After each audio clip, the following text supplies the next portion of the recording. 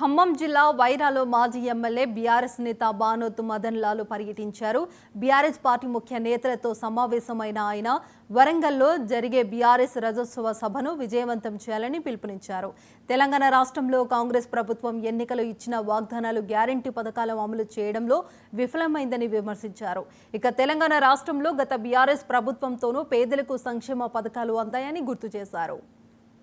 తెలంగాణ రాష్ట్రమే నా జయం, అదే నా ఊపిరి కూడా పర్వాలేదు, తెలంగాణ రాష్ట్రం సాకారం కావాలనేటటువంటి ఒక దృఢ నిశ్చయంతో ఉద్యమం జరిగినటువంటిది. కాకపోతే మనందరికీ తెలుసు, బహుశా మనలో ఎవ్వరూ ఆనాడు ఈ ఉద్యమంలో లేం.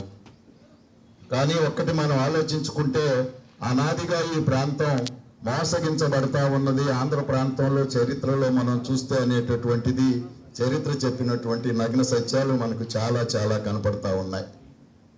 ఉమ్మడి రాష్ట్రం ఏర్పడేటప్పుడు చాలా విధాలుగా ఆనాడు కూడా పెద్దలు ఆలోచించి, ఇష్టమున్నా లేకపోయినా భాషా ప్రయుక్త రాష్ట్రాల ఏర్పాటులో భాగంగా ఆంధ్రప్రదేశ్ రాష్ట్రం తెలంగాణ కేంద్రంగా, హైదరాబాదు కేంద్రంగా ఏర్పడినటువంటి సంగతి మనకు తెలుసు.